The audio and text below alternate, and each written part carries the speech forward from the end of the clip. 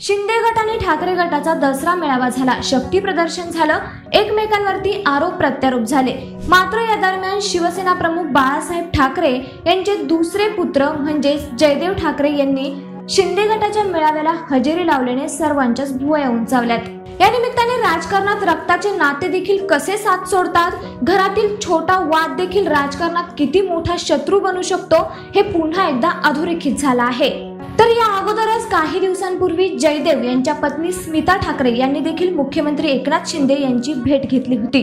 तसं पाहिलं तर जयदेव ठाकरे आणि स्मिता ठाकरे वैयक्तिक आयुष्यामध्ये एकमेकांची भेटही घेत नाहीत, परंतु त्यांनी घेतलेली शिंदेंची ही भेट आणि शिंदेंच्या मेळाव्याला जयदेव ठाकरेंनी लावलेली ही उपस्थिती शिंदे गटाची बळकटी आणखीनच वाढवते। जयदेव आणि स्मिता ठाकरे राजकारणात सक्रिय नसले तरी देखील त्यांनी केलेलं शिंदेंचं हे समर्थन उद्धव ठाकरेंची चिंता मात्र नक्कीच वाढवतंय। नमस्कार, मी श्रुती आणि लेट्सअप मराठीमध्ये आपलं स्वागत। त्यामुळे जयदेव ठाकरे कोण आहेत आणि त्यांचा आणि उद्धव ठाकरेंचा नेमका वाद काय पाहूयात सविस्तर।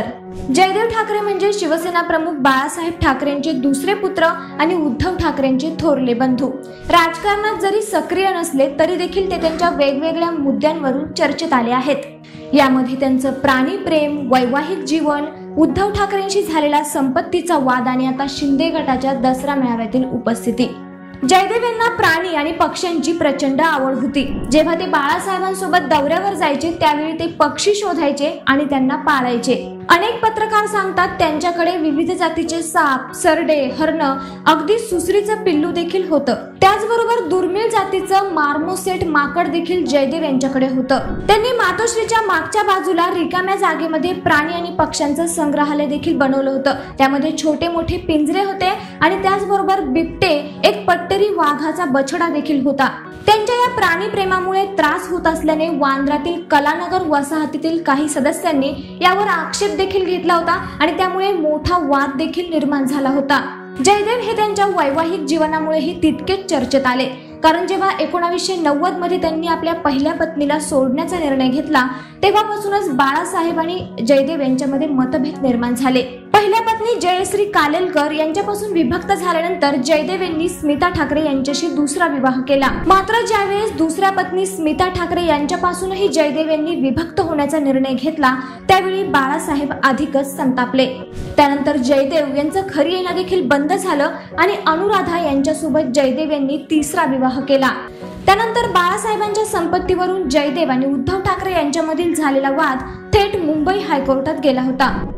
जयदेव यांनी बाळासाहेबांच्या मृत्यूपत्रावर संशय व्यक्त करत बाळासाहेबांची प्रकृती खालावलेली असताना हे मृत्यूपत्र त्यांना दिशाभूल करून तयार करण्यात आल्याचा आरोप केला होता। त्यामुळे मृत्यूपत्र प्रमाणित करून घेण्यासाठी उद्धव हे न्यायालयात अर्ज करू शकत नाही असा दावा देखील जयदेव यांनी केला होता। त्यानंतर न्यायालयात या प्रकरणाची सुनावणी सुरू होती। मात्र खटला आणखी पुढे नेण्याची इच्छा नसल्याचे सांगत जयदेव यांनी ही याचिका मागे घेतली। त्यामुळे उद्धव ठाकरेंचे नातलग आणि निकटवर्तीय जर शिंदेंच्या जवळ जात असतील आणि शिंदेंचं समर्थन करत असतील तर उद्धव ठाकरेंसाठी हा मोठा अडथळा नक्कीच ठरू शकतो। तर ठाकरेंच्या पुढच्या पिढीमध्ये देखील हा भाऊबंदकीचा वाद असाच समोर येत आहे, कारण बिंदू माधव ठाकरे यांचे पुत्र निहार ठाकरे यांची देखील शिंदेंच्या मेळाव्याला उपस्थिती होती। त्यामुळे आदित्य ठाकरे यांना देखील या भाऊबंदकीचा असाच सामना करावा लागणार आहे का असा प्रश्न उपस्थित होतोय। तर तुम्हाला ही माहिती कशी वाटली कमेंट करून नक्की कळवा। त्याचबरोबर लेट्सअप मराठीच्या फेसबुक पेजला फॉलो करा आणि लेट्सअपच्या YouTube चॅनलला सबस्क्राईब करायला विसरू नका। धन्यवाद।